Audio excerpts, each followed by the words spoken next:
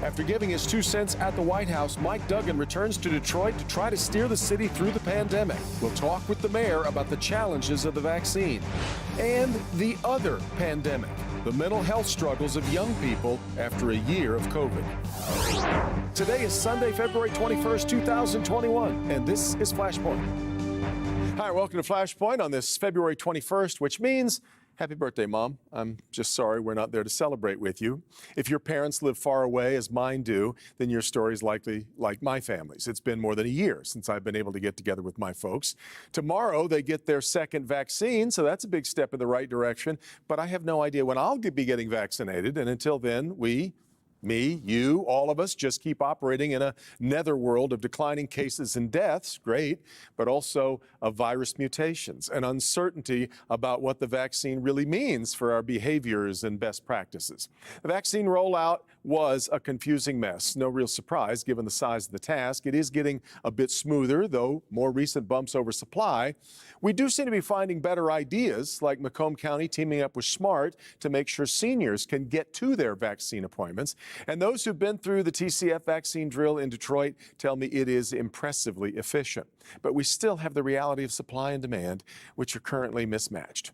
Ahead this morning, we're going to talk with Mayor Duggan about how it's going and what he wants to improve. We'll also talk about his meetings at the White House aimed at getting America up and running again. We're also going to talk about a pandemic problem for which there is no vaccine. Studies are bringing to light something that many parents could have told you without a study, and that is that our young people are struggling. Between the forced isolation and the remote learning that means staring at a computer for hours on end, our teenagers are facing mental health struggles that we may be underestimating to a dangerous degree. We'll talk about that too today on Flashpoint.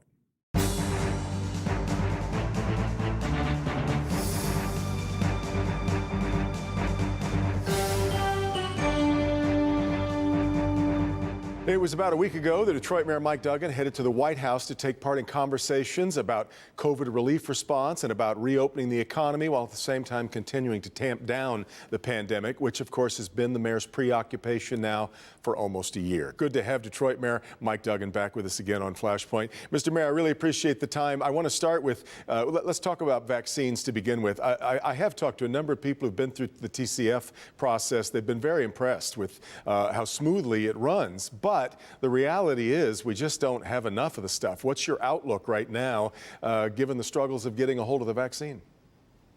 Well, I think President Biden and Jeff Zients, who's running it, are just doing a great job. And we're seeing the vaccine supply slowly increase every week.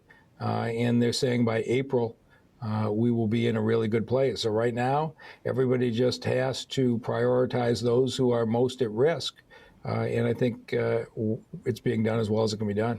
You know, I know that in the end we'll have learned a lot about, and hopefully we don't have to go through all this again, but for future efforts like this, there's a lot of confusion, I think, that still exists among Michiganders. A little confusing that Detroit, of course, has its own health department, so it's handling its own. Other people need to go through a county. Other people are then directed to go through their health care provider. Is there anything we can do to alleviate the confusion that a lot of people have about where they're supposed to go? You know, my mother is down in Florida, and if you think there's confusion in Michigan, you should try that. You've had seniors sit out on chairs overnight waiting in line. They're dialing to the different pharmacies and healthcare systems for days on end until they get through. And so it's a challenge, but I don't really focus on the rest of the state. I focus on Detroit. And Detroit, it's simple. You dial one telephone number, you'll get through to somebody within a matter of a few minutes, and if you're eligible, we'll book you and you'll be in a couple of days. And I can only control what we have in the city. In the suburbs, the hospital systems have actually done a very good job of getting people vaccinated, and the vaccination rate in the suburbs is higher than in Detroit because those hospital systems were so successful, and we're just trying to narrow that gap by what I think is a very efficient operation at TCF. What are you hearing about? We've talked a lot about the pushback from some people, especially in Detroit, who don't trust the healthcare system, who don't trust the vaccine. What are you hearing so far about the effectiveness of the message? Well, right now, we can't get, nor can anybody else, vaccinate everybody who wants a vaccine. So there's going to come a point at which those who are hesitant, it's going to be an issue. But right now, if you've seen it, people are lined up to get the vaccine, and we have plenty of willing.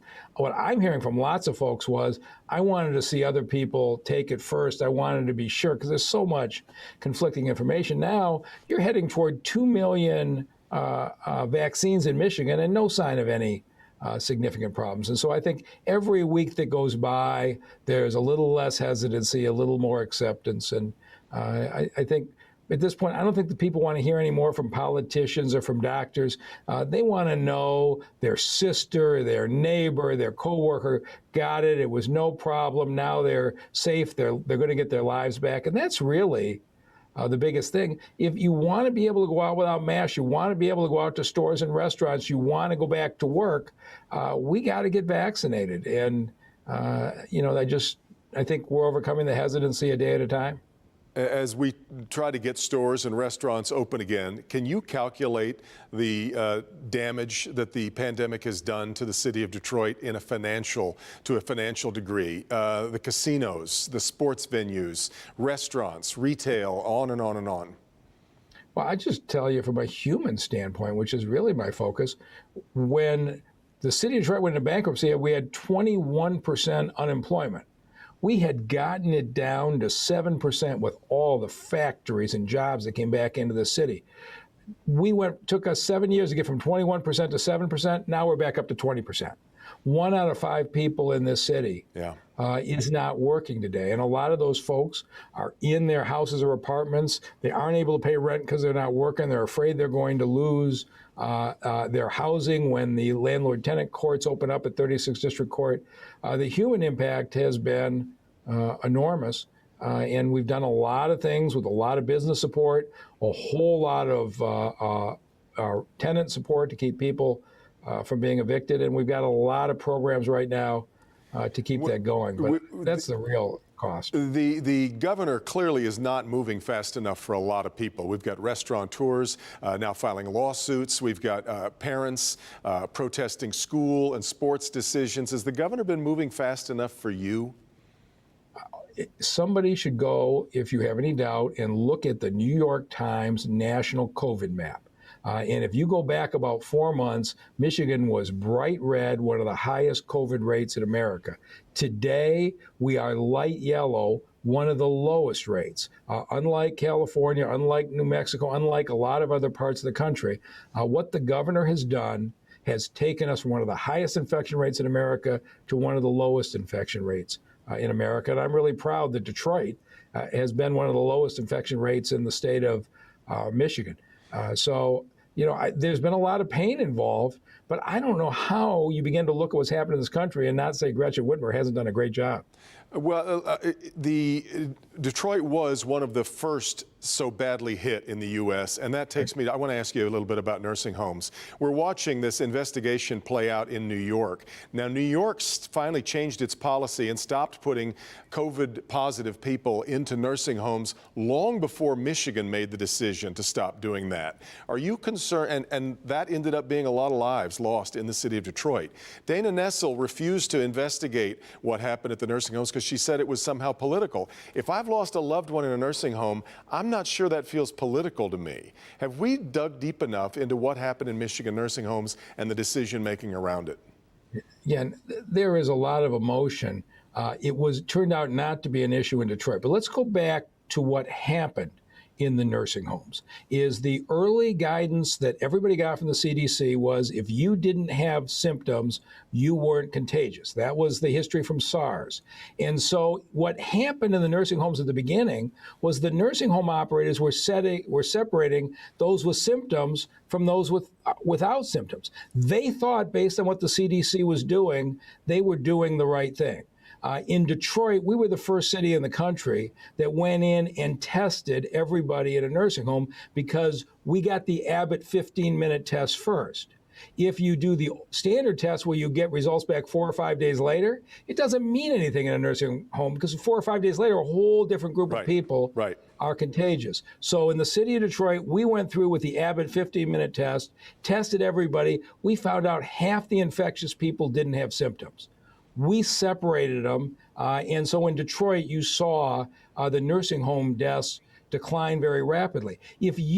But the spread in the nursing homes didn't come because somebody who recovered in the hospital came home. The spread in the nursing homes happened because asymptomatic people in those nursing homes were spreading it, and the CDC was telling you that spread couldn't occur. So I don't know how somebody goes back and investigates. I think Governor Cuomo was ill-served by not just providing the numbers up front. I think that was his biggest issue.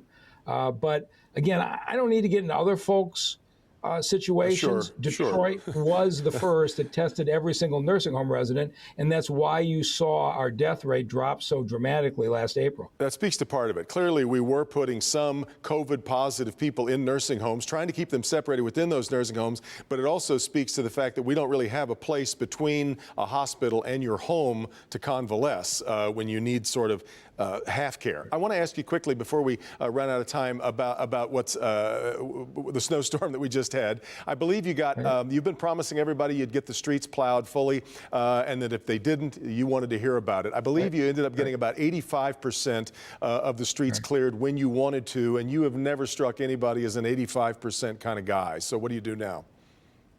Well, by now we are in very good shape, but we have a contract, and you have 7 contractors. And of course, the city does a great job on the main streets. Our DPW, I thought, was just outstanding working the 12-hour shifts.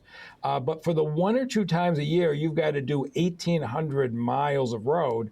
You don't want to have the city buy tens of millions of dollars of equipment. It makes much more sense to contract with private companies when that happens.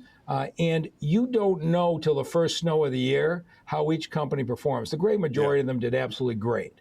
But we set up a system where if they missed your street, you could contact us through the Improved Detroit app or a telephone number, and we either got the contractor back out or the city crews came back out. And we got 85% done in the first pass, and we've gone back through every single block by block, through every complaint to make sure it all gets done. Lastly, Mr. Mayor, I haven't had a chance to talk to you about crime in some time. Early on in the pandemic, crime went down. It was sort of understandable. People were following the rules, staying in.